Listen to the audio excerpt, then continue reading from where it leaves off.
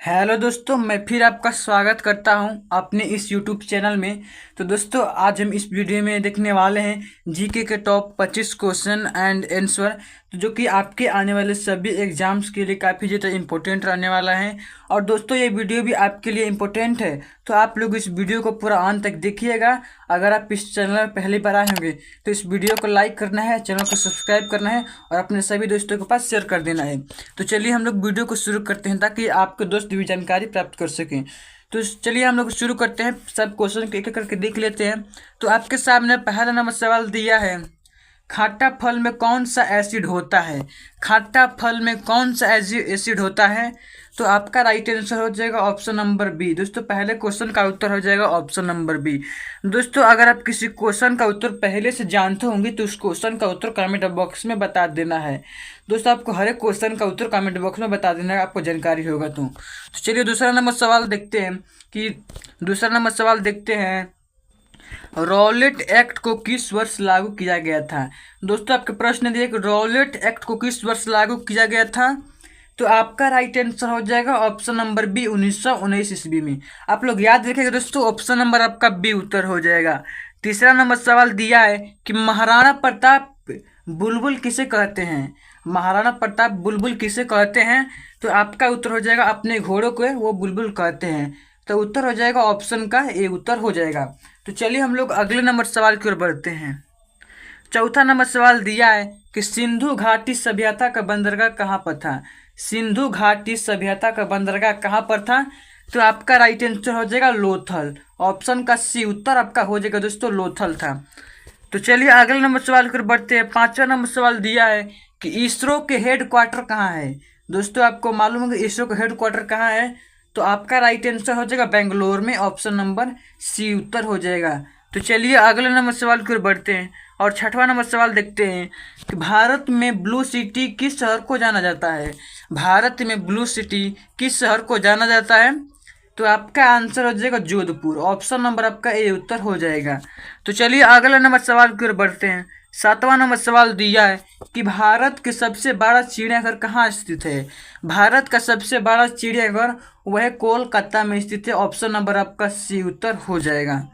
तो चलिए अगले नंबर सवाल की ओर बढ़ते हैं कि भारतीय संविधान में कितनी भाषाएं? दोस्तों, मोस्ट इंपोर्टेंट प्रश्न है, ये एग्जाम में काफ़ी बार पूछ चुका है कि भारतीय संविधान में कितनी भाषाएं हैं। तो दोस्तों, आप लोग याद रखिएगा कि 22 भाषाएं। ऑप्शन नंबर आपका बी उत्तर हो जाएगा। दोस्तों, याद रखिएगा 22। तो चलिए अगला नंबर सवाल की ओर बढ़ते हैं। कोलकाता किस नदी के किनारे स्थित है? कोलकाता किस नदी किनारे स्थित है? तो वह हुगली नदी किनारे। ऑप्शन नंबर आपका ए उत्तर हो जाएगा। तो चलिए अगला नंबर सवाल की ओर बढ़ते हैं। अंतर्राष्ट्रीय महिला दिवस कब मनाया जाता है? मोस्ट इंपोर्टेंट प्रश्न है दोस्तों कि अंतर्राष्ट्रीय महिला दिवस कब मनाया जाता है? तो आपका आंसर हो जाएगा ऑप्शन का ए, 8 मार्च को मनाया जाता है। तो राइट आंसर हो जाएगा ऑप्शन नंबर ए। 11वां नंबर सवाल दिया है कि भारत के 14वें प्रधानमंत्री कौन है? भारत के 14वें प्रधानमंत्री कौन है दोस्तों? तो इसे आप लोग कमेंट बॉक्स में बता दीजिएगा, इससे आप लोग जानते होंगे। चलिए अगले नंबर सवाल की ओर बढ़ते हैं कि भारत की सबसे पुरानी पर्वत श्रृंखला कौन सी है? भारत की सबसे पुरानी पर्वत श्रृंखला कौन सी है?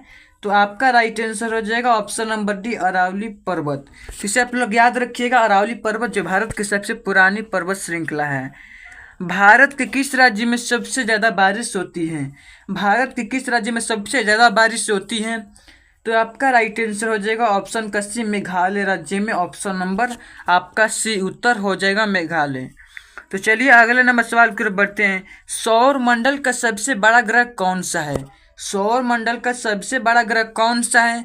तो आपका राइट आंसर हो जाएगा बृहस्पति ग्रह। ऑप्शन नंबर आपका बी उत्तर हो जाएगा। दोस्तों, ये सभी प्रश्न आपके लिए इंपॉर्टेंट है, तो आप लोग इस वीडियो को पूरा अंत तक देखिएगा। 15वां नंबर सवाल दिया है कि भारत का राष्ट्रपिता कौन है? भारत के राष्ट्रपिता कौन है? तो आपका राइट आंसर हो जाएगा वह महात्मा गांधी। ऑप्शन नंबर आपका ए उत्तर हो जाएगा। तो चलिए अगले नंबर सवाल की ओर बढ़ते हैं। दोस्तों, अभी तक हमारे इस चैनल को सब्सक्राइब नहीं किए होंगे तो आपसे रिक्वेस्ट है कि चैनल को सब्सक्राइब करके बेल आइकन को ऑल प्रेस कर दीजिएगा, क्योंकि इस चैनल पर इसी प्रकार की और भी इन्फॉर्मेटिव वीडियो आपको देखने को मिलती रहती है। चलिए आप लोग 16वां नंबर सवाल को बताइए कि भारत का राष्ट्रगान के रचयिता कौन है? चलिए बताइए दोस्तों को भारत का राष्ट्रगान के रचयिता कौन है? तो चलिए बता देना चाहता हूँ कि ऑप्शन नंबर आपका डी उत्तर हो जाएगा रविंद्रनाथ टैगोर। आपका आंसर हो जाएगा option number D.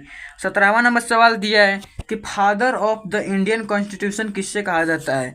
Most important प्रश्न दोस्तों कि father of the Indian constitution किसे कहा जाता है? तो आपका राइट आंसर हो जाएगा option number B, Bhimrao Ambedkar को। तो आपको याद रखिएगा ऑप्शन नंबर आपका बी उत्तर हो जाएगा। 18वां नंबर सवाल दिया है कि भारत में पहला फोन कब लॉन्च किया गया था? भारत में पहला फोन कब लॉन्च किया? दोस्तों ये सभी प्रश्न इंपॉर्टेंट हैं, तो आप लोग इस वीडियो को अंत तक देखिएगा। तो भारत में पहला फोन वह 1995 ईस्वी को लॉन्च किया गया था। ऑप्शन नंबर आपका डी उत्तर हो जाएगा। 19वां नंबर सवाल दिया है कि भारत में लाइसेंस प्राप्त करने की आयु क्या है? भारत में लाइसेंस प्राप्त करने की आयु 18 वर्ष है। तो आप लोग याद रखिएगा, लिख देता हूँ 18 वर्ष। तो ऑप्शन नंबर आपका ए उत्तर हो जाएगा 18 वर्ष। तो चलिए अगले नंबर सवाल की ओर बढ़ते हैं कि महात्मा गांधी की हत्या कब हुई थी? महात्मा गांधी की हत्या कब हुई थी? तो आपका राइट आंसर हो जाएगा 1948 ईस्वी को। ऑप्शन नंबर आपका बी उत्तर हो जाएगा। तो चलिए अगले नंबर सवाल की ओर बढ़ते हैं। और 21वां नंबर सवाल देखते हैं कि सीमांत गांधी के नाम से किसे जाना जाता है? सीमांत गांधी के नाम से हुए अब्दुल गफर खान को जाना जाता है। ऑप्शन नंबर आपका सी उत्तर हो जाएगा। दोस्तों ये भी इंपॉर्टेंट प्रश्न है।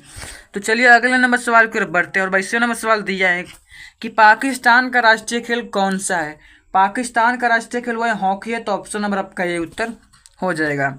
तो चलिए अगले नंबर सवाल की ओर बढ़ते हैं। जिम कॉर्बेट नेशनल पार्क कहाँ स्थित है? चलिए दोस्तों बताइए कि जिम कॉर्बेट नेशनल पार्क कहाँ स्थित है? तो वह उत्तराखंड में स्थित है। ऑप्शन का उत्तर हो जाएगा ऑप्शन नंबर बी। तो चलिए अगले नंबर सवाल की ओर बढ़ते हैं। और 24वां नंबर सवाल दिया है कि फतेहपुर सीकरी का स्थापना का श्रेय किसे कहा जाता है? फतेहपुर सीकरी का स्थापना का श्रेय किसे कहा जाता है? तो वह किसे कहा जाता है? तो ऑप्शन नंबर आपका डी उत्तर हो जाएगा, अकबर को कहा जाता है। तो चलिए दोस्तों अब ये लास्ट प्रश्न है जिसका उत्तर सभी को कमेंट बॉक्स में अवश्य देना है। ये आप लोगों के लिए कौन सा रहेगा? HW रहेगा, यानी होमवर्क रहेगा। तो इसे आप लोग कमेंट बॉक्स में दीजिएगा कि भारत का गणतंत्र दिवस कब मनाया जाता है। ये भी इंपॉर्टेंट प्रश्न आप लोग जानते होंगे, तो इसका उत्तर आप लोग कमेंट बॉक्स में बताइएगा, भारत का गणतंत्र दिवस कब मनाया जाता है। तो चलिए अगर ये वीडियो अच्छा लगा होगा तो लाइक करना भूलेगा। अगर चैनल पहली बार आएगा तो हमारे चैनल को सब्सक्राइब कर लीजिए।